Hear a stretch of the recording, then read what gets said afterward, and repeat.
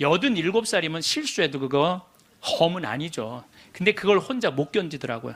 그걸 혼자 처리하려고 화장실에서 2시간, 3시간을 그걸 혼자 닦아내고 쓸어낸다고. 그래서 그걸 지켜보니까 안 되겠어.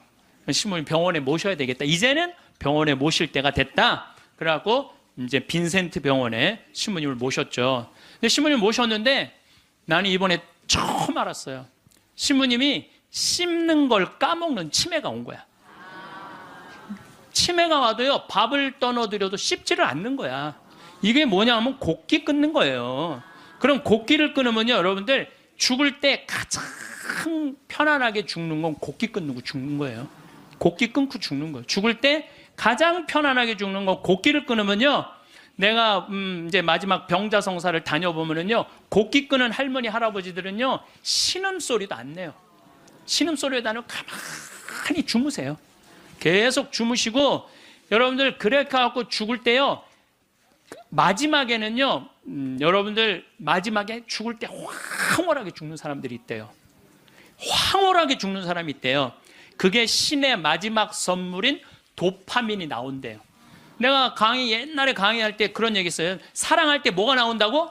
도파민이 나온다고 그러니까 바람 많이 피는 사람들이 도파민 많이 나오는 사람들이 바람 많이 피는 거야.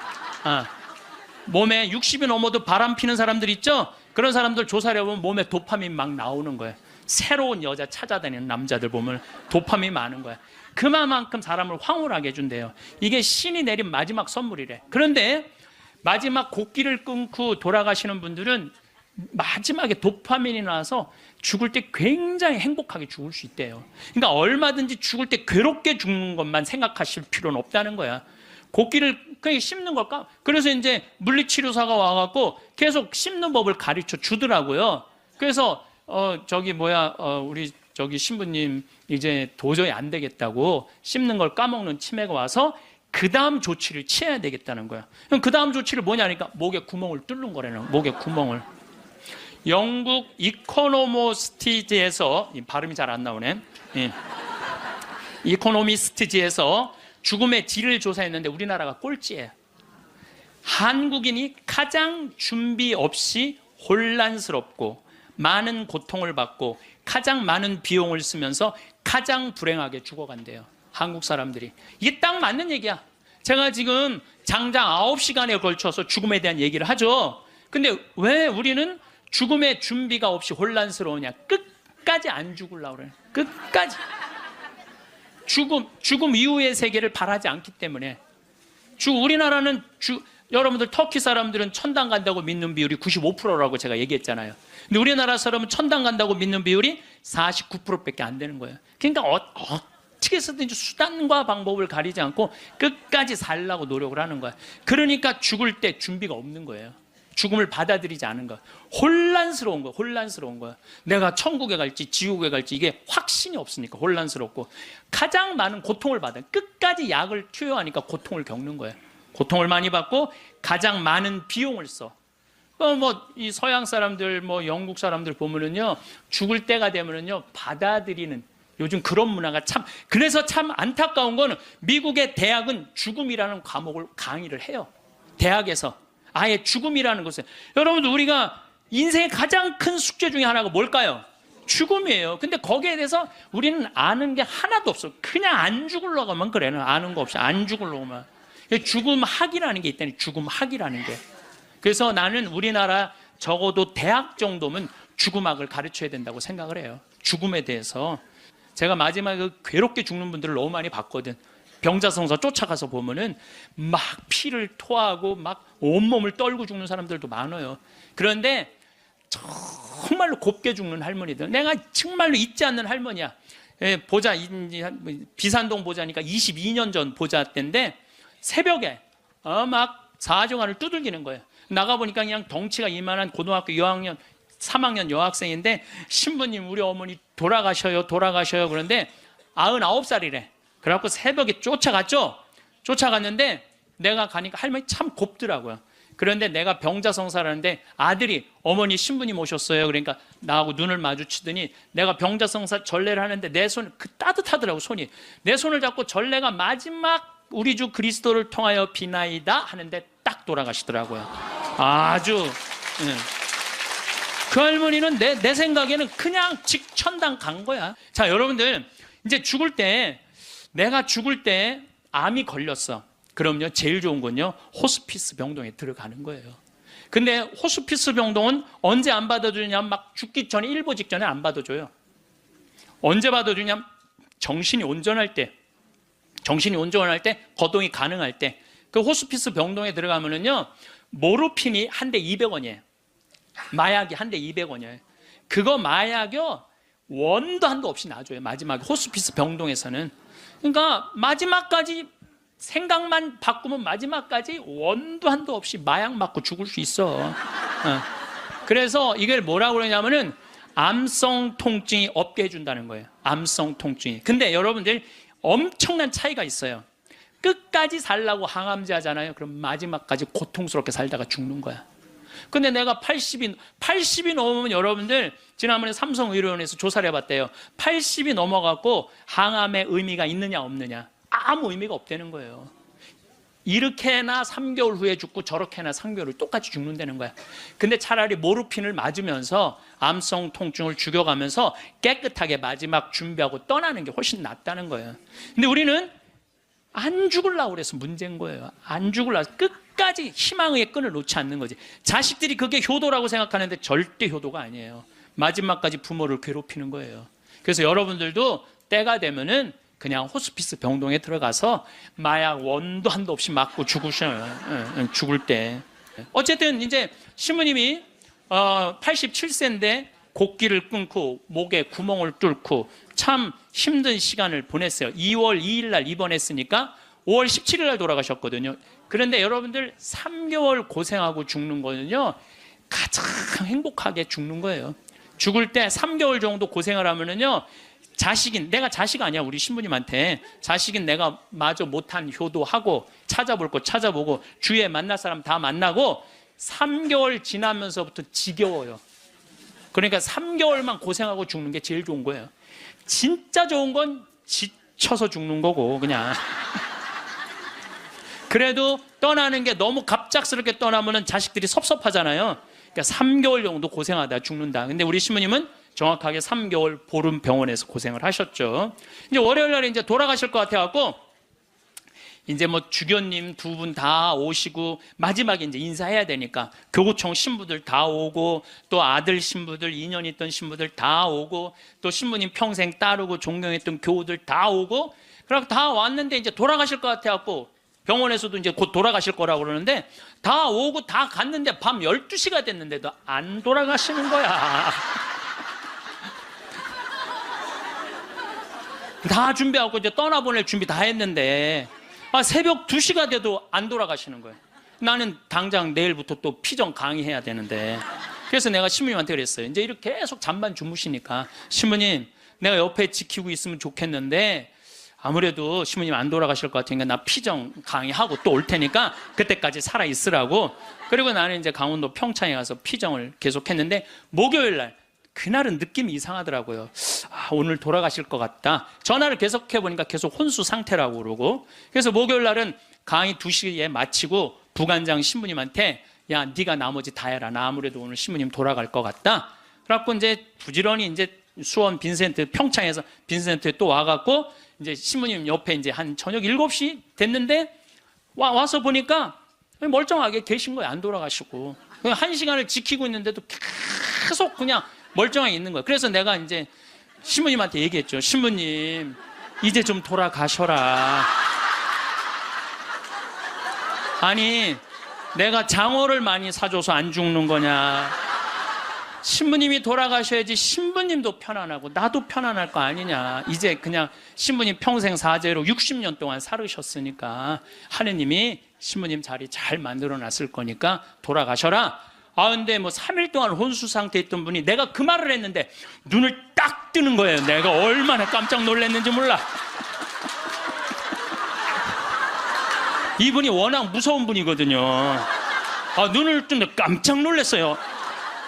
그랬더니 그 평생 로사하고 가브리엘 신부님 모시던 부부가 그러는 거예요. 아유, 우리 김 신부님이 황 신부님을 사랑하긴 사랑했나 보다고 저렇게 눈 뜨라고 사람들이 수도 없이 와서 얘기했는데도 눈 안 뜨더니 저거 보라고 황 신부님 얘기하니까 저 눈 뜨는 거 보라고. 그래서 내가 신부님한테 그래서 신부님, 나는 신부님 때문에 평생 행복했다. 정말 신학생 때부터 참 아껴주셨거든요. 보자 때도 그랬고, 또 내가 새로 막 성당 이제 본당 신부 돼갖고 막 혈기왕성할 때 성당 분가하려고 땅이 나왔는데 그 땅 돈이 2억이나 됐어. 20년 전에. 그런데 2억이 있어야지 그 땅을 딱 잡는데 지금 그 땅이 아주 아파트 한가운데 금싸라기 땅이 됐어요. 나야 뭐 기댈 신부님 그분밖에 없고, 신부님 저 돈 좀 2억 꿔주세요. 그분이요 단 1초도 안 걸리고 내려와. 이마만큼 아끼고 사랑해 주셔서 나한테 얼마나 고마운 분이에요, 평생. 그래서 내가 신부님한테 신부님 내 평생 내 바람막이고 내 의지가 됐는데 너무너무 고맙다고. 그리고 신부님 오늘 내가 다 오라고 그랬거든. 신부님 친한 그 사랑했던 분들, 교우들 다 저 눈 좀 마주치라고 다. 그랬더니 내가 시키는 대로 눈을 다 마주치더라고요. 그럼 마지막에 이제 내가 손을 꼭 잡고 신부님 너무너무 고마웠다고. 근데 신부님이 내 손을 꼭 잡더니 눈을 그대로 숨을 거두시더라고요. 네, 그래서 아니 나는 우리 신부님처럼만 죽을 때 죽는다면 원도 한도 없겠어요. 원도 한도 없. 그래서 이제 의사가 와갖고 사망 선언을 하더라고요. 그래서 이제 신부님 떠나 보냈어요. 근데 신부님이 그게 문제가 아니야. 신부님하고 평상시에 뭐가 제일 신부님하고 싸웠느냐면 이놈의 영정사진 때문에 제일 싸웠어요. 나는 신부님이 50살 때 빵똥 모자를 쓰고 곰방들 탁 물고 흑백 사진인데 너무 멋있더라고요. 신부님 나 이걸로 영정사진 할 거다. 그랬더니 신부님 싫다는 거예요. 왜 싫으냐 그랬더니 신부님이 하시는 말씀이 무슨 신부가 담배 피는 걸 영정사진으로 하느냐고. 담배 피는 걸 자기 로만 칼라 찬 걸로 하고 싶다는 거. 로만 칼라 찬 걸로. 그래서 60대로 할 거냐 70대로 할 거냐 80대로 할 거냐 그거 갖고 맨날 싸웠어요. 이걸로 할 거냐 저걸로 할 거냐. 그래서 우리 로사하고 가브리엘 형제자매하고 우리 센시하고 신부님 고를 자격이 없다고. 우리가 그냥 신부님 돌아가시면 우리가 얹어놓으면 그걸로 끝이라고. 예? 아무리 신부님이 살아생전에 대단했더라도 죽으면 뭐 마음에 안 든다고 관뚜껑 열고 나와서 바꿀 거냐. 우리가 할 거다. 근데 결국은 신부님 70살 때 찍은 영정사진으로 하고 이제 내 사무실에 지금 이렇게 걸어놔갖고 내가 저 퇴근합니다. 그리고 요즘도 그렇게 했는데 우리가 영정사진도 문제예요. 여기 계신 여러분들 영정사진 제대로 준비하는 사람 없어요. 자식들이 여러분들 어머니 영정사진 찍읍시다 하고 여러분들 얼굴 들이대고 사진 찍을 수 있을 것 같아요? 여기 계신 분들 늙으면 죽어야 돼. 이거 새빨간 거짓말이에요. 새빨간 거짓말이에요. 내가 본당 신부할 때 87살 먹은 루시아 할머니 있었어요. 이 할머니 북에서 넘어와갖고 남편 일찍 사별하고 자식 아들 둘 키웠는데 10년 동안 누워 있었어요. 그러니까 10년 동안 누워 있으니 얼마나 힘들어. 그러니까 내가 봉송체 갈 때마다 할머니가 신부님 나 이제 더 이상 사는 거 싫어. 나 이제 죽어도 여한 없으니까 신부님 하느님하고 친하지 않느냐고. 그러니까 나 좀 빨리 데려가게 해달라고. 기도 좀 해달라고. 그럼 내가 할머니 손 꼭 붙잡고 할머니 걱정하지 마세요. 내가 성당 가서 어떻게 해볼 테니까 걱정하지 마세요. 맨날 그랬어요. 네 할머니 내가 본당 이제 떠나고 평창 들어갈 때까지 안 돌아가셨어요. 네 할머니 93살에 돌아가셨어요. 근데 그 아들하고 며느리가 마지막에 이제 나한테 와서 어머니 돌아가셨다고 인사 보고하러 왔는데 그 며느리가 정말로 기가 막힌 얘기를 하더라고요. 신부님 우리 어머니가 맨날 나 데려가게 해달라고 나 빨리 죽고 싶다고 새빨간 거짓말이었다는 거예요. 왜 그러냐? 그러니까 93살에 혼수 상태가 돼갖고 이제 분당에 있는 재생병원에 입원을 시켰대요. 그러니까 이제 그 며느리가 성가대원을 했었는데 성가대원들이 위로를 온 거야. 그 이제 기도를 해주면서 그 안젤라라는 자매가 그 며느리한테 그랬다는 거예요. 아 이제 이번에는 돌아갔으면 좋겠다고. 이제 할머니 혼수 상태에 있는데 이번엔 돌아가셨으면 좋겠다. 그만 자매님 괴롭히고. 그리고 위로를 하고 갔대요. 근데 이 할머니가 혼수 상태에서 깨어나서 첫 마디가 뭔지 알아요? 안젤라 전현 만나지 말아라. 이게 첫 마디예요. 이게 첫 마디예요.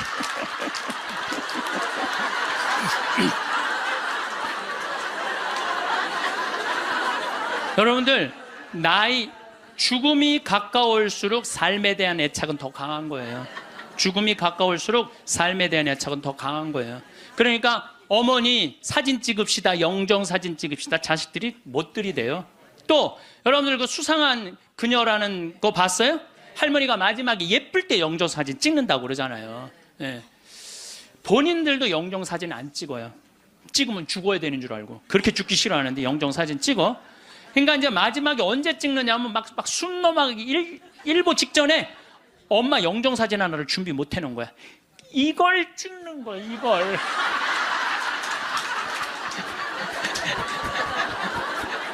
그래갖고 내가 조문을 가보잖아요.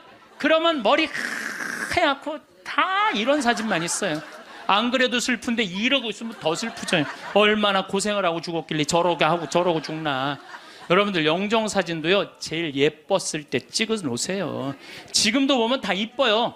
지금 보면 다 이뻐. 그럼 예쁘게 화장도 하고 곱게 해서, 뭐 머리가 하얀 분은 꽃모자 쓰면 되잖아. 꽃모자 딱 쓰고 얼마나 좋아요. 여기 어르신, 남자 어르신 분들도 집에 가서 40대 50대 한번 사진 보세요. 이야, 내가 이렇게 잘생길 때가 있었나? 그 사진으로 하세요.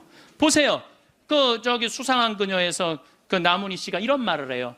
내가 그래도 이쁜 얼굴로 할 때 자식들이 제사할 때 봐도 이쁜 얼굴로 보면 기분 좋다는 거죠. 근데 제사할 때 몇 년 할 건데 그냥 이런 걸로 제사를 할 때 그렇게 해요. 나는 장례미사 때 성가도 마음에 안 들어. 성가도 너무 슬퍼. 뭐 죽는 게 뭐 이렇게 슬프다고. 그래서 나는 장례미사 때 나 성가 난 다 정해놨어요. 아예 성가 번호 못 정하게 내가 정해놨는데, 나는 처음 성당 나가서 배운 성가가 주날개밋이에요. 나 그 입당 성가로 정해놨어요. 주날개밋 내가 편히 쉬리라, 어두운 이 밤에 바람 부나 아버지께서 날 지켜주시니 겁내지 않고 잘 쉬리로다. 주날개밋 즐겁도다, 그 사랑 끊을 자니뇨. 주날개밋 쉬는 내 영혼 영원히 살게 되리라. 영원히 살게 된대잖아요. 얼마나 좋아. 입당성가. 봉헌성가는 내가 성모님을 참 좋아해. 사실 난 중학교 때 성모님 싫어했어요. 왜 싫어했냐면 학교만 가면 교회 다니는 애들이 니네는 마리아 교다고 말이 얼마나 싸움을 걸어오는지, 성당 가서 성모님 째려보면서 아유, 내 저 성모님만 없으면 애들한테 괴롭히면 안 당하는데, 내가 맨날 이랬어요. 근데 고등학교 때부터 성모님이 너무너무 좋은 거야. 이야, 세상에 이런 아름다운 분이 있구나. 여러분들, 우리 지금 새로운 보좌 신부님이 기가 막힌 강론을 며칠 전에 하셨어요. 여러분들, 믿음으로 저산도 온 길이, 그거 알죠? 근데 나는 그게 이해가 안 가. 어떻게 아무리 믿음이 강해도 산을 옮길 수 있느냐. 여러분들 그거 받아들여져요? 나는 이게 뻥치는 것 같아, 아무래도 예수님이. 근데 부관장 신부님이 뭐라고 그랬냐면은, 성모님은 믿음으로 온 우주의 주인을 이 세상에 옮겨놨다는 거예요. 온 우주의 주인을 이 세상에 옮겨놨다. 그게 성모님의 믿음이 아니면 그게 가능했겠냐 이거예요. 그 시간이 가면 갈수록 성모님이 너무너무 좋은 거야. 그래갖고 나는 본당 신부할 때, 성모의 밤 할 때 5월에 성모님 머리에 장미화관 이렇게 해놓고 교우들이 예쁜 옷 입고 와서 초봉헌하고 막, 그럼 내가 제일 좋아하는 성가 253번이에요. 내 머리를 꾸미오니. 내 머리를 꾸미오리 장미화와 백화파로 유향연기 피우오리 마리아여 내 주 위에. 얼마나 좋아요. 그래서 나는 이 성가는 내 장례 때 봉헌 성가야. 네. 근데 봉헌성가 성모님한테 봉헌하고, 그 다음에 그 성채성가는 내가 그래도 신학교 다닐 때 목소리가 커갖고, 노래를 잘해서가 아니라 목소리가 커갖고 신학교 축제 때 독창을 많이 했어요. 그때 내가 늘 즐겨 부르던 노래가 시 프랭크의 파니스 안젤리쿠스예요. 파니스 안젤리쿠스 피 파니스 미눔, 이건데 이건 일반인이 못 불러, 음이 높아갖고. 그래서 난 죽을 때 아예 성악가 한 놈을 사놓고 죽을 거야. 아예 야, 너 나 죽으면 꼭 가서 불러라. 나의 돈을 줘놓고. 예. 퇴장성가는 내 한평생을 예수님 안에 내 온전하게 그 말씀 안에 내 결코 뒤를 바라봄 없이 그분만을 따릅니다. 얼마나 좋아, 한평생 예수님 따른다는 거. 나는 내 장례 때 이런 성가 울려 퍼지는 거 원하지 않아요. 오늘이 세상 떠난 이 영혼 보소서, 이런 거 원하지 않아. 내가 뭐 죽으러 가?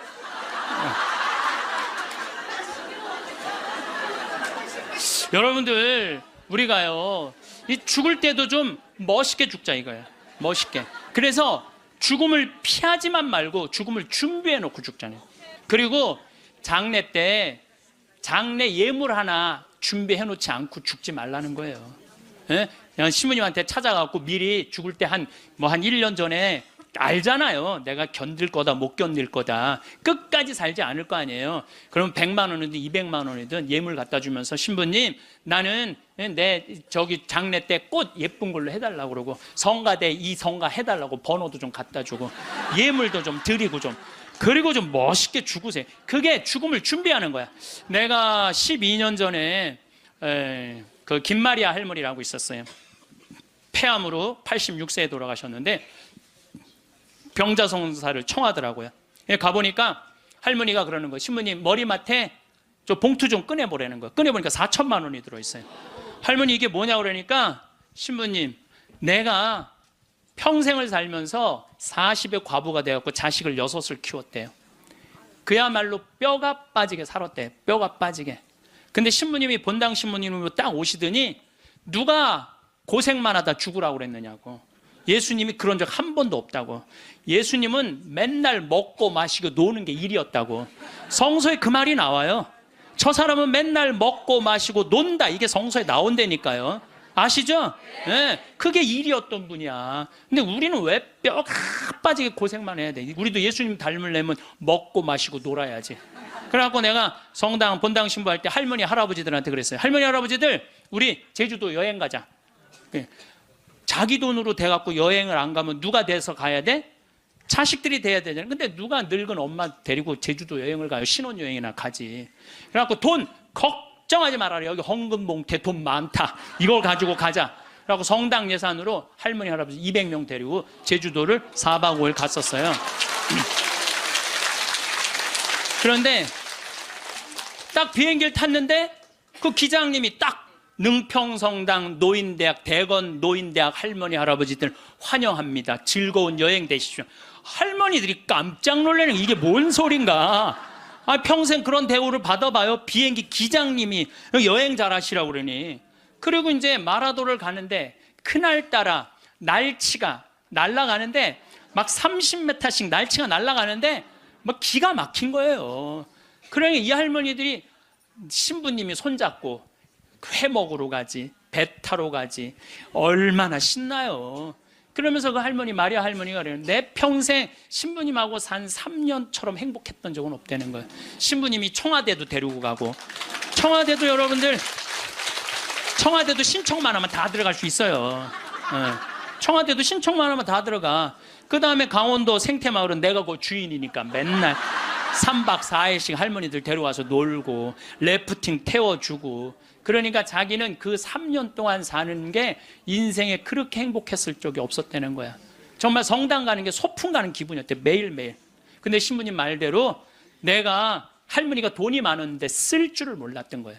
돈이 많았는데 이 2천만 원은 어려운 이웃한테 도와주면 좋겠다. 그래서 내가 그 영월에 도와주는 저기 보육시설이 있어요. 거기 갖다 주고, 신부님 이 1,000만 원은 신부님 미사 드릴 때 성작은 꼭 내가 봉헌한 걸로 하고 싶다는 거야. 새로 성당이 신설 성당이니까 참 할머니가 똑똑하기도 해요. 그래갖고 이제 그걸 이제 해갖고 이제 성작하고 성합하고 해서 아주 좋은 걸로 했죠. 이 1,000만 원은 뭐냐 그러니까 신부님 이거는 자기 미사 예물이라는, 나 죽으면은 나를 위해서 미사 드려달라는 거야. 내가 그 할머니 1년에 300번 거의 미사 드려줬어요. 거의 한 5년 동안에 매일 그렇게 드려줬고, 요즘도 1년에 30번 해요. 여러분들 자식이 여러분들 1년에 여러분들 위해서 30번 위령 미사 낼 것 같아요? 그러니까 나한테 갖고 오라고.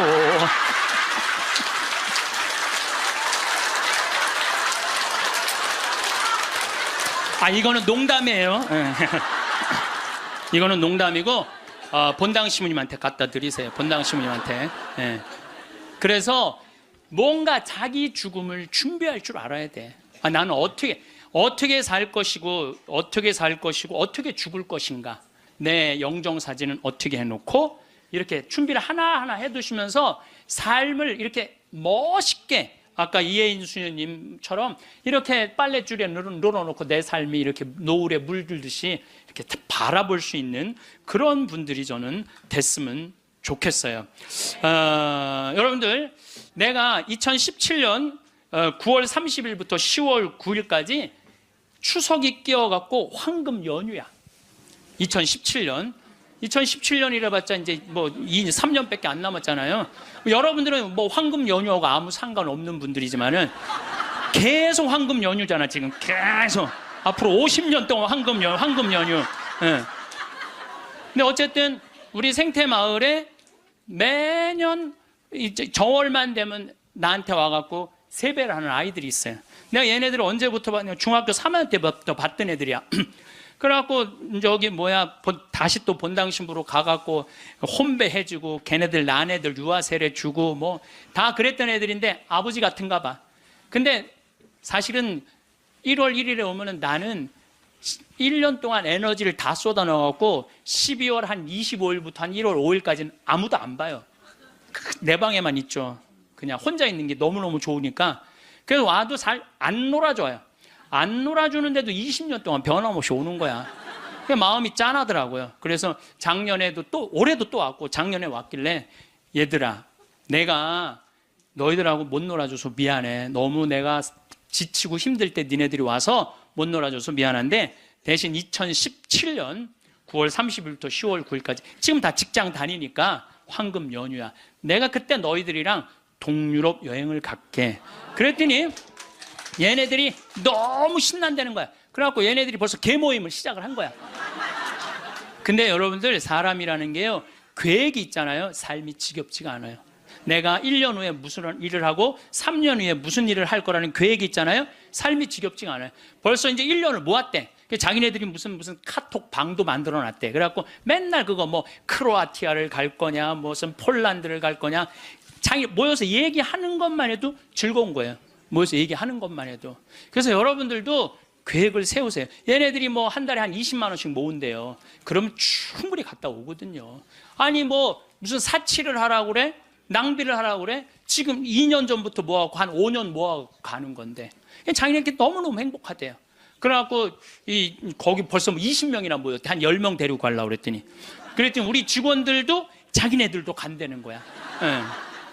저는 여러분들, 제가 요즘 아프리카 봉사를 참 많이 하잖아요. 난 우리 직원들한테 이번 연말에 직원들 회의를 하는데 직원들한테 너무너무 고마운 게, 얘네들 분유를 대주는 그 기관에서 작년 말로 분유를 끊었대요. 수녀님이 걱정을 하더라고. 그래서 내가 우리 직원들한테 넌지시 얘기했어요. 야, 거기 분유 우리 잠비아 우리 생태마을 직원들이 모아서 보내주면 안 될까? 그랬더니 직원들이 막 회의를 하더니 30명 직원들이 하겠다고. 보니까 1년 내내 분유를 대줄 수 있겠더라. 우리 직원들이 이렇게 내는 걸 보니까. 우리 또 보좌 신부님은 11조를 또 한대요. 신부된 지 1년밖에 안 된 신부인데 자기는 꼭 11조를 하나님한테 봉헌한대요. 자, 신부는 안 그래도 되는데 굳이 그럼 보좌 신부가 이제 한 달에 이제 10만 원씩 내놓을 것 같아 보니까. 그러니까 뭐 이 합치면은 걔네들 뭐 분유 충분하게 먹을 수 있을 것 같아. 그래서 여러분들도 아프리카 가는 거를 멀게 생각하지 마세요. 아프리카 여러분들 얼마면 가느냐? 비행기가 한 230만 원이야. 그리고 여러분들 한 달에 30만 원이면 여러분들 먹는 거 충분히 떨어져요. 30만 원만. 그럼 230만 원에 30만 원이면 360만 원 아니에요. 그렇죠? 600만 원. 그리고 400만 원은 거기다 주고 1000만 원만 있어도 아프리카 1년 갔다 올 수 있어요. 거기 가면 여러분들 할 일 너무너무 많아요. 지금 옥수수가 막 자란대. 풀도 뽑고 또 애들도 씻겨주고 병원 청소도 해주고 또 내가 이제 이번 여름에 대학생 40명을 데리고 아프리카에 갈 거예요. 여러분들 자녀들 또 이 방송을 보는 분들 중에서 원한다면 아프리카 우리 생태마을로 자원해 주세요. 그리고 이번에는 가갖고 우리 문화교류도 할 거야. 또 안과 선생님 많이 필요해요. 안과 선생님들도 있으면 자원을 해주면은 여러분들 가갖고 1년 아프리카, 여러분들 생각 60살 되면요, 제가 얘기했잖아요. 이 0.7년 곱하면 6, 7이 42야. 42살이야. 42살에 한국에서 그냥 이 1년 1,000만 원 써요. 1년 1,000만 원 쓰신다니까. 그러니까 그거 가지고 내 생각에는 아프리카 가서 1년 동안 봉사활동 하고 오잖아요. 여러분들 삶이 달라져요. 완전히 달라진다는 내가 확신합니다. 남을 위해서 한번 인생을 살아보잖아요. 남을 위해서 사는 것처럼 의미가 있는 게, 내가 그 치과 의사 선생님들이 사실은 일주일을 비우면은요, 치과는 돈이 얼마야. 근데 첫 해는 2분을 데리고 갔는데 조금 좀 미안하더라고요. 근데 둘째 데리고 갔는데 자기네들이 너무 행복해 하는 거야. 근데 지난 월요일 날 그 선생님들 모였는데 더 많이 끌어모았고 간대는. 너는 네 딸 네 방식대로 키워. 내 딸은 내가 알아서 키울 테니까. 그렇게 소주 2병을 먹어가면서 얘기했는데 안 듣는 거죠. 사람이요, 안 들으면은요 고쳐줄 수가 없어요. 그리고 중요한 건 나를 고쳐줄 수 있는 친구가 있느냐 없느냐예요. 여러분들은 내가 만약에 루즈가 이렇게 잘못 벗어났을 때, 야 이리 와, 너 루즈 벗어났어 하고 이렇게 고쳐줄 수 있는 친구 있어요 없어요? 있어야 돼. 그걸 뭐라고 그러냐면 멘토라고 그래. 멘토. 내 삶을 이야기할 수 있는 사람, 내 삶의 문제를 이야기 나눌 수 있고 상의할 수 있는 사람, 멘토가 필요해요. 저는 3명의 멘토가 있어요. 물론 우리 동창 신부들은 뭐 멘토라고 그러긴 좀 그렇고, 나이 많은 형들 셋이 내 멘토가 있어요. 첫 형은 역시 신부님이죠. 나보다 3살 많아요. 근데 3살 많은 형인데 굉장히 영성적이에요. 영성적. 이분은 정말로 기도를 게을리하지 않는 분이에요. 언제나 기도를 참 열심히 하세요. 이분하고 이렇게 대화를 하다 보면은 우리 교회 평생 장애자들하고 장애자 사목을 하신 분이고, 신학교에서도 사회복지를 강의하신 분이에요. 이분 이번에 이제 안산 생명센터장으로 가셨는데, 그러니까 이분이 하는 얘기가 뭐냐면은 한 사람이라도 살리는 게 사제가 할 일이라는 거예요. 그래서 이분하고 만나면은 그냥 저절로 영성적이 돼요. 대화를 하고 나면은 내가 피정한 기분이 들어.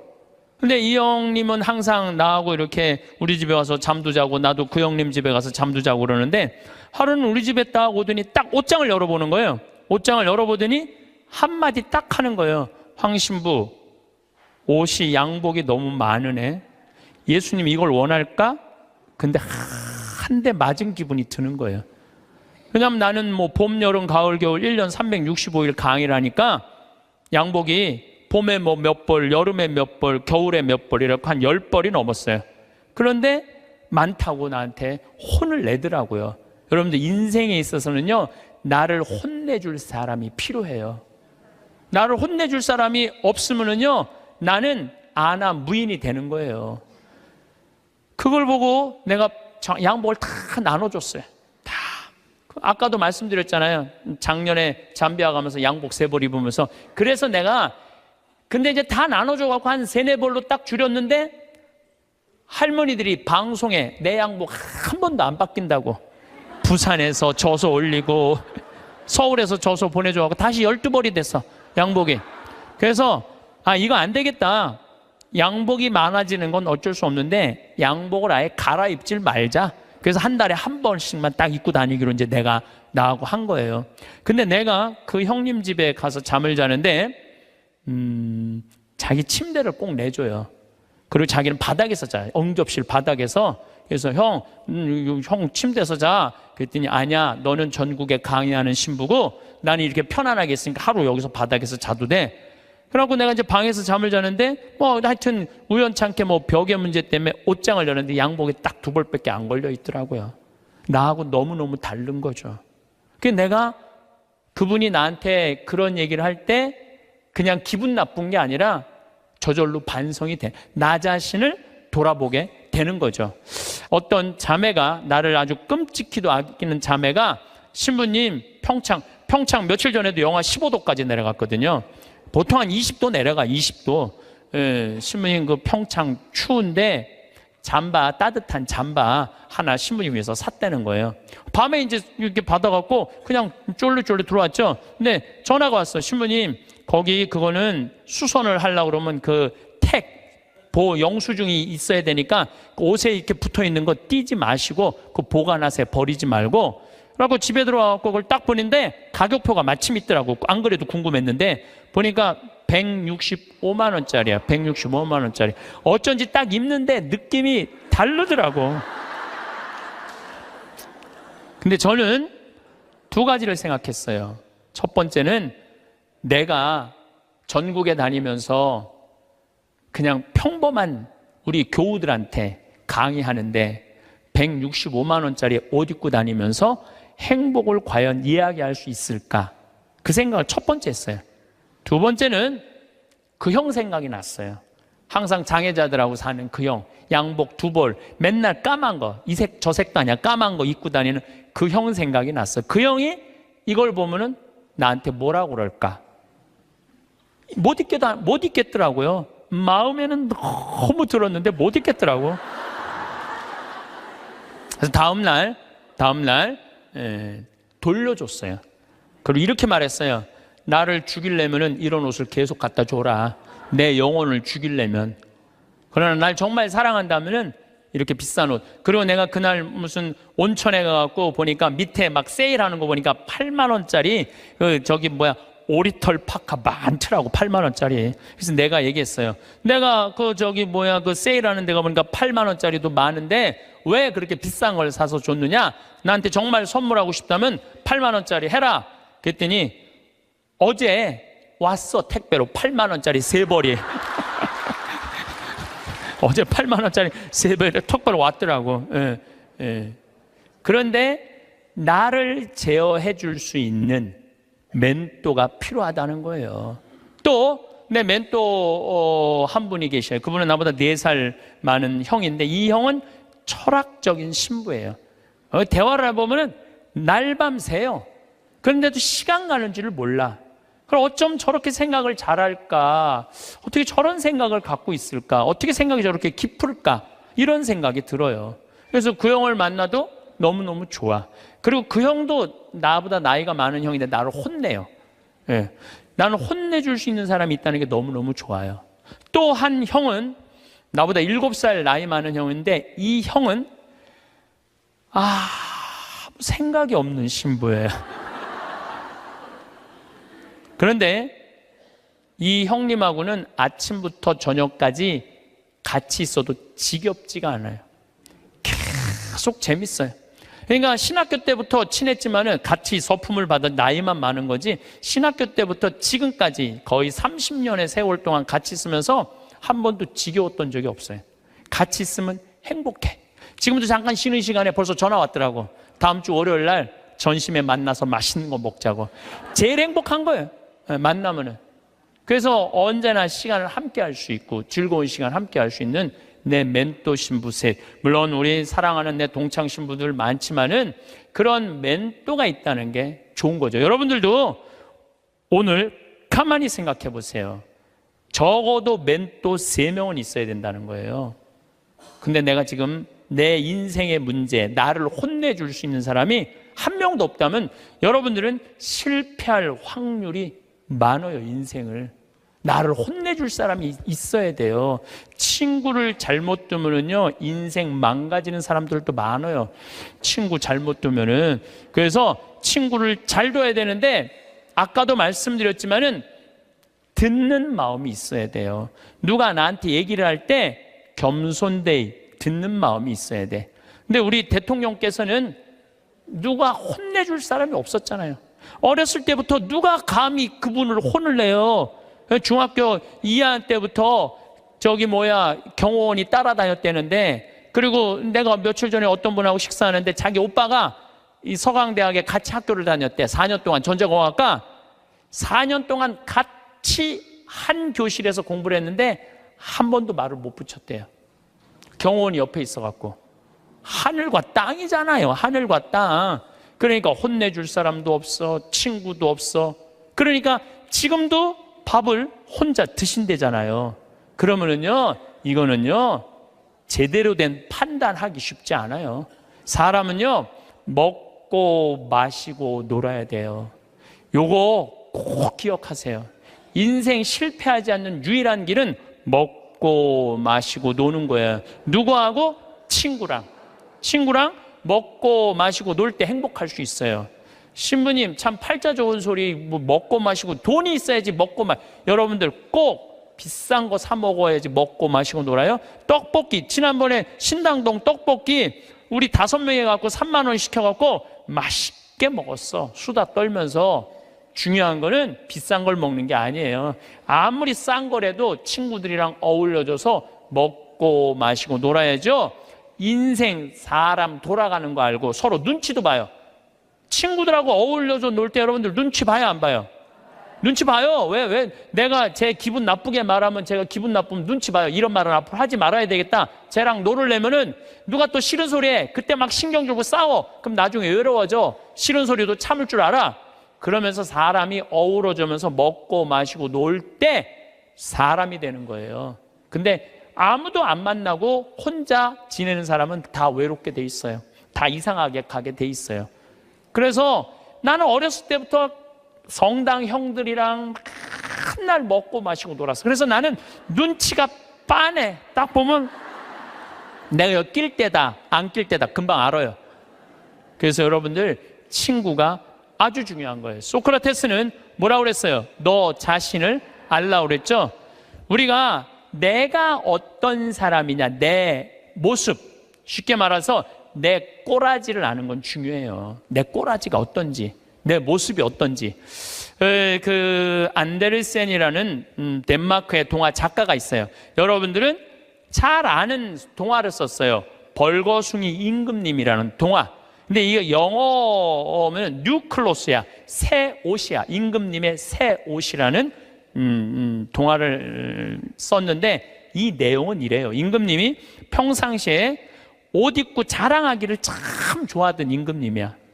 예쁜 옷 입고 자랑하기를 좋아하던 임금님이야. 근데 사기꾼 둘이 임금님한테 가갖고 임금님한테 뭐라고 그랬냐면은 우리가 기가 막힌 천을 짤 줄 안다.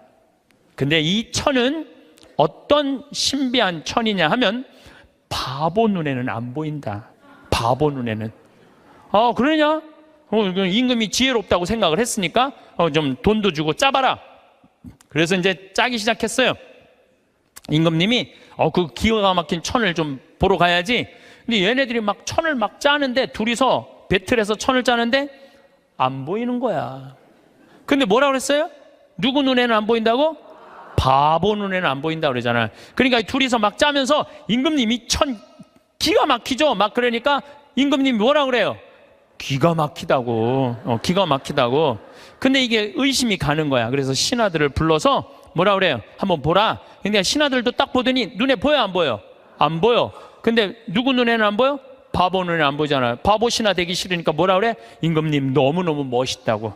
그래갖고 이제 일주일이 지나갖고 다 짰다고 입으라고 다 보이지도 않는데 입는 흉내를 다 내고 입었어.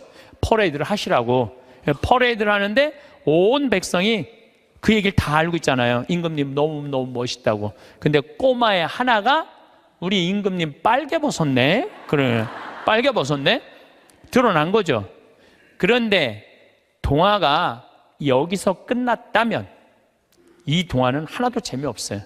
근데 이 동화는 끝까지 읽어보면은 어떻게 끝나느냐면 임금님은 창피해갖고 왕궁으로 뛰어들어가야 되는데 끝까지 퍼레이드를 해요.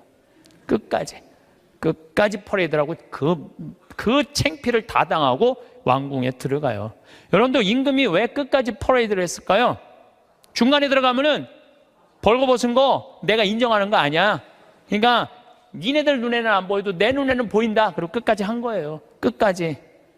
그런데 여러분들 친구들이 너 그거 잘못됐어. 그러면 고쳐야 되는데 어떻게 해? 끝까지 고집피고 가는 사람들이 있죠. 너 그거 다단계 너 그거 하면 안 돼. 친구가 분명히 그랬어. 너 다단계 하면 안 돼. 근데 이 다단계 하는 사람이 뭐라 그래? 나 이거 성공할 거야. 너 몰라서 그렇지. 내가 이걸로 돈 벌을 거야. 끝까지 가. 언제까지? 완전히 말아먹을 때까지. 그게 자기 꼬라지를 모르는 거죠. 그래서 소크라테스가 뭐라 그러는 거예요? 너 자신을 알라고 얘기를 하는 거. 너 자신을 알라고. 공자님은 제자들이 이렇게 말합니다. 죽음 이후에 대해서 좀 알려주십시오. 그러니까 공자님이 뭐라 그래요? 나는 이 삶도 다 알지 못하는데 내가 어떻게 죽음 이후에 대해서 말하겠느냐. 굉장히 겸손한 얘기죠. 여러분들 이런 분들이 있어요. 나는 딱 보면 알아. 딱 보면 뭘 알아 알기는. 여러분들 딱 보면 알아요? 사람도 난 한눈에 딱 보면 알아. 여러분들 정말로 한눈에 딱 보면 알아요? 나는 그거 불가능하다고 생각해요. 어떻게 나 세상 돌아가는 거 딱 보면 알아. 나는. 이 사람은요 자기 꼬라지를 모르는 사람이에요. 자기 주제를 모르는 사람이야. 그 공부 많이 하고 생각 깊은 공자님도 내가 삶도 다 이해 못하는데 어떻게 죽음을 알겠느냐, 죽음 이후에 대해서 이야기하겠느냐. 저나 여러분들이나 너무너무 우리가 모르는 게 많아요. 저는 가끔 나 이런 하느님이라면 안 믿어. 이런 하느님이라면 나 성당 안 나가. 이런 하느님이라면 나 종교 안 가질 거야. 그리고 아주 웃기지도 않는 걸로 하느님을 평가하는 사람들이 많아요. 하느님이 온 우주의 하느님인데 정말로 삼라 만상을 주관하시는 하느님인데 지가 딱 보면 알아? 하느님에 대해서? 이게 이미 겸손에서 벗어난 거예요. 하느님에 대해서 어떻게 딱 보면 알아. 이렇게 한 가지로 많은 분들이 저한테 이렇게 해요. 아, 신부님 하느님이 계시다면 왜 이런 일이 벌어져요? 라고 물어보는 사람들 참 많아요. 여러분들도 그렇게 막 덤비고 따질 때 있잖아요. 하느님이 계시다면 왜 이런 일이 벌어지느냐고 나한테 물어보면 저는 뭐라고 대답할 것 같아요? 나도 그게 너무 궁금하다고. 나도 모르는 거 너무 많아. 나도 모르고 너도 모르는 거야. 그러니까 우리는 뭐 할 필요가 있어? 겸손해야 돼요. 자기 자신을 들여다보려면은 교만하면은 자기 자신을 들여다볼 수가 없어요. 또 부처님은 뭐라고 그러냐면 자기 자신이 누군 줄 아는 사람은 부처고 자기 자신이 누군지 모르는 사람은 중생이라고 그랬어요. 부처님도 결국은 가장 큰 숙제가 뭐예요? 자기 자신을 깨닫는 거야.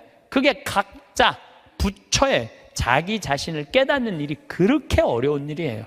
그렇다면 여러분들은 여러분들 자신을 깨닫기 위해서 무슨 노력을 하나 이거예요. 무슨 노력을. 내가 나 자신이 누군지, 내가 어디로 가고 어떻게 살고 앞으로 어떻게 살아가야 되는지 이걸 알기 위해서 무슨 노력을 하고 있느냐 이거예요. 아무 노력도 안 한다면 우리는 지금 인생을 실패할 확률이 굉장히 많죠. 예수님은 마태복음 7장에 뭐라고 그랬어요? 남의 눈에 있는 티끌 꺼낼 생각하지 말고 네 눈에 있는 들보 꺼내라고 그러죠. 이번에 제가 여름에 잠비아 봉사활동 가고 아주 크게 깨달은 게 하나 있어요. 이제 매년 40명 가다 이번엔 80명이 갔어요. 그러니까 거기 이제 뭐 숙소가 사람이 북적북적한 거지. 그러니까 뭐 샤워 물도 중간에 하다가 끊어지고 막 이런 일이 많아요. 그러니까 막 이제 제가 이번에 여름에 갔을 때 하도 샤워를 해갖고 하도 끊어져갖고 내가 이번에 한 게 있어. 이번에 보름 동안 가는 동안 샤워를 한 번도 안 했어. 샤워를 한 번도 안 했어. 좋더라고요. 예. 그런데 문제는 샤워를 한 번도 안 해갖고 문제는 다 해결됐는데 화장실이 문제인 거야. 이 사람이 화장실에 갖고 일을 봤는데 물을 내렸는데 물이 안 내려. 그럼 어떻게 그냥 나오는 거죠. 그리고 난 다음에 내가 이제 일을 보러 딱 들어가면은 그 변기에 있는 똥을 보면 너무 더러운 거야. 너무너무 더러워. 정말 더러워.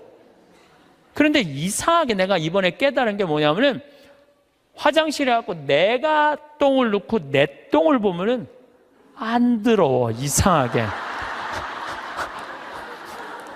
난 요즘 그 청국장 가루 먹고 화장실 가면 정말 요새 황금색 똥이 나와요. 그걸 보고 있으면 오히려 이뻐. 똥을 보면은.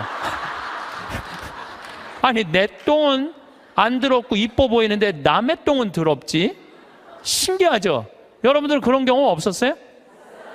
네, 목욕탕 가갖고 가보면 남 똥 놓고 안 내리고 가면 너무 더럽잖아요.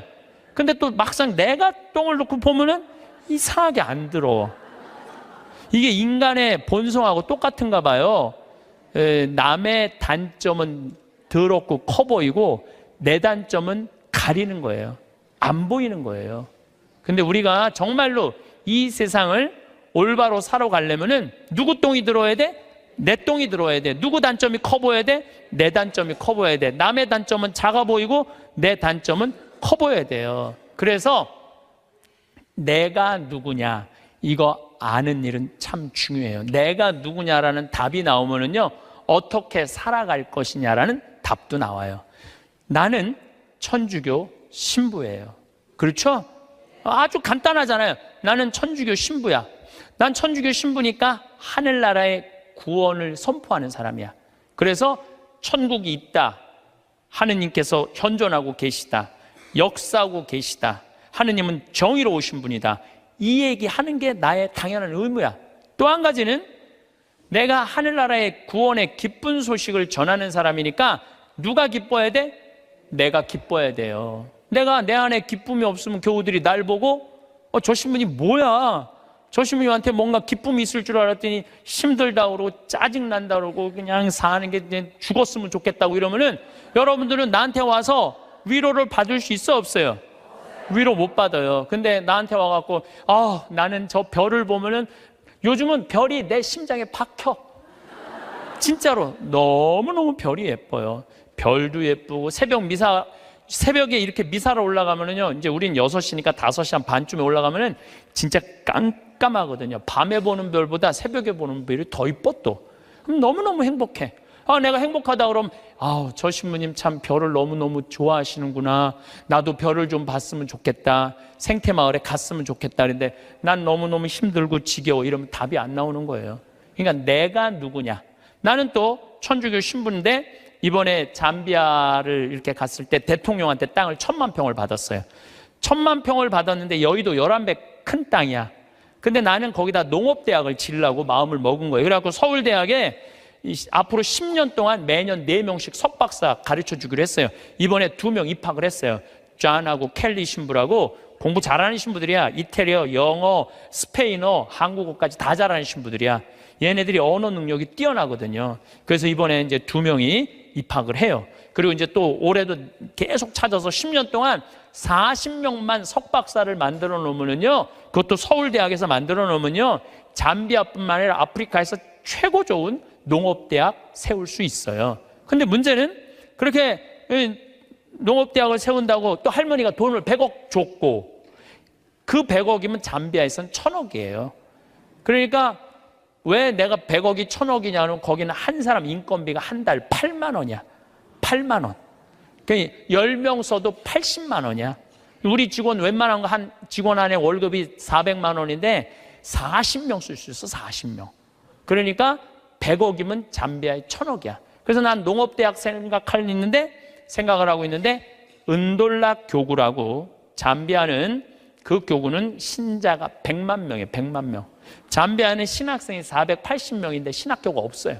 기숙사가 없어. 신학교는 있는데. 그래갖고 뭐 제대로 교육이 안 돼 있어.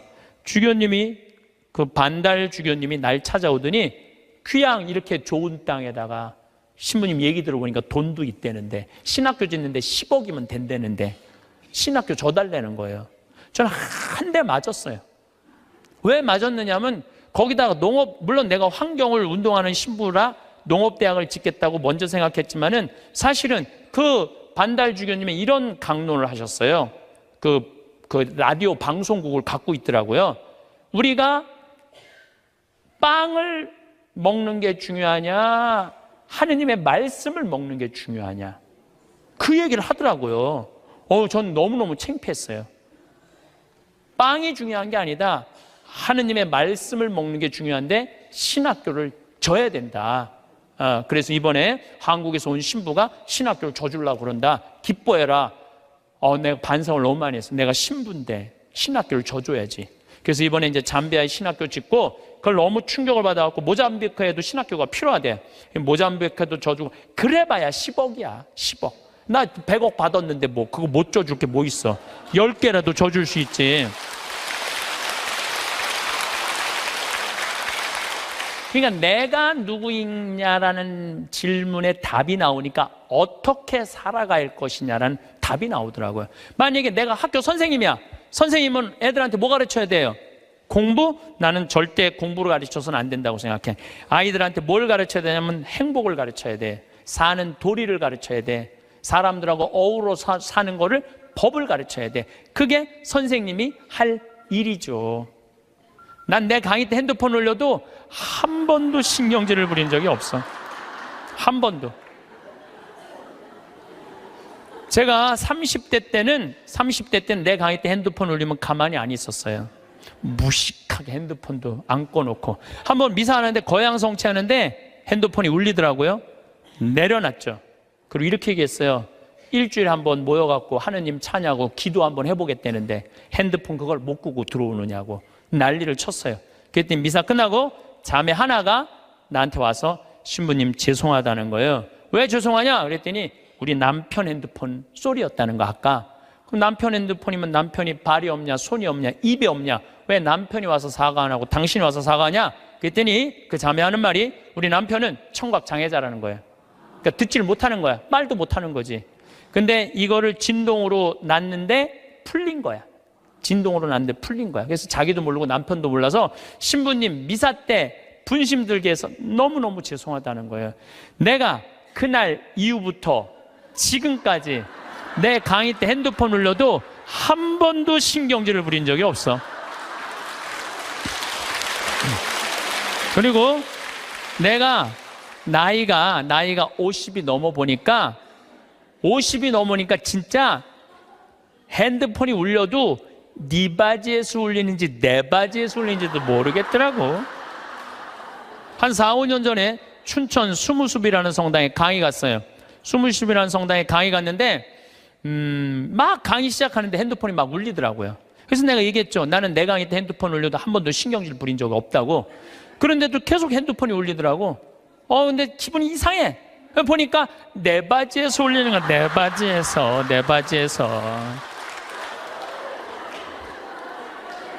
그래서 나이를 먹는다는 게 참 좋더라고요. 젊었을 때는 누가 잘못하잖아. 특히 교우들이 잘못하면 바로 지적하고 바로 혼냈어요. 정말 30대 때는 성체 영화로 나올 때 왼손이 위에 올라가고 오른손이 밑으로 내려가야 돼. 그래서 뭘로 영해야 돼? 오른손으로 영해야 돼요. 근데 막 교우들이 오른손이 올라오면은 무슨 손으로 영하게 돼? 왼손으로 영하게 되면 이거 불경스러운 거잖아요. 그래서 30대 때 오른손이 올라오면 손바닥을 내리쳤다니까. 내가 똑바로 하라고. 그러면은 이 교우만 사색이 되는 게 아니야. 뒤에서 성체 영화로 나오는 교우들도 내가 이렇게 해보면 보여. 막 이러면서 나오는 게 보여. 막 이러면서 나와. 근데 결국은 틀려. 그럼 또 손바닥 내리치는 거야. 30대 땐 내가 그랬어요. 근데 50대가 되니까 뭐가 보이느냐면은 주부들이 설거지 많이 하고 그러면은 손목 관절염이 있어. 그래서 이게 안 돌아가는 게 보이더라고. 안 돌아가는 게. 안 돌아가니까 다른 손으로 하는 거야. 근데 30대 땐 그게 안 보인 거야. 그래서 40대 후반부터는 왼손으로 올리면 왼손에 영에 들고 오른손으로 영에 들여. 그리고 헷갈리는 교우들은 네가 알아서 줘. 그러면 내가 어떻게 영하는 줄 알아? 그냥 정가운데다 영에 들여. 그냥 네가 알아서 먹으라고. 정가운데다. 그러니까 참 나이를 먹는 게 좋더라고요.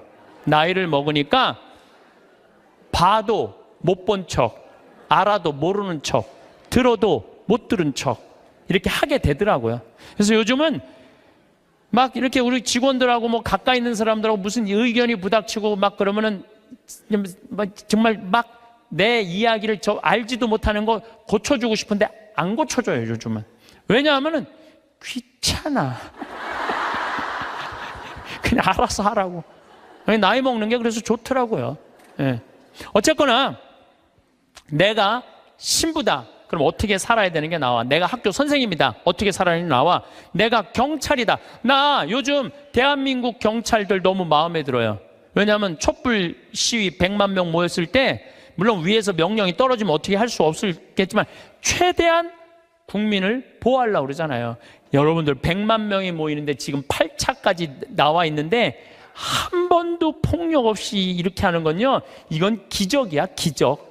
정말로 대단한 거예요. 그 사람들이 모이면 으쌰으쌰 하고 막 미국 애들 조금만 모이면요 깨고 난리도 아니에요. 유럽도 마찬가지. 이거는 상상도 못할 수 있는 일이야. 경찰은 뭐 하는 사람들이야? 나쁜 사람 붙잡고 국민들 보호하는 거 아니야. 내가 만약에 재판관이야. 그럼 옳고 그름을 판단해 주는 사람이 재판관 아니에요.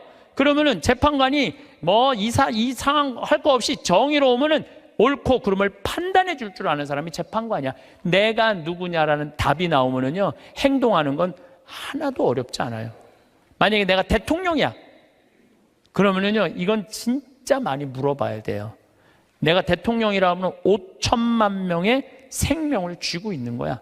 저는 요즘 이렇게 방송을 보면서 제일 안타까운 건 뭐냐 하면 지금 수출 안 돼. 국민들 뭐 1,500조 빚 있어. 깡통 전세 나와. 가게 막 무너져. 정말로 너무너무 힘들어요.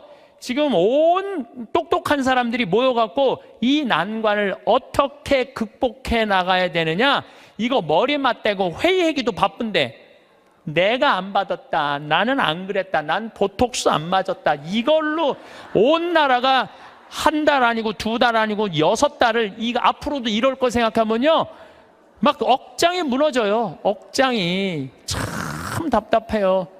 만약에 내가 대통령인데 애들이 지금 어른까지 300명이 지금 빠져 죽어. 그러면 머리할 시간이 어디 있어요? 머리할 시간이 어디 있어요? 이거 말아 올릴 시간이 어디 있어? 지금 모자 쓰고 빨리 나가야지. 이게 왜 그러느냐면 내가 누구냐를 묻지 않기 때문에 그래. 내가 누구냐. 여러분들도 마찬가지예요. 내가 누구냐를 물어야 돼. 그래서 저는 중학교 1학년 때 세례를 받았어요. 14살 때. 세례 받기 전에 나는 어땠느냐?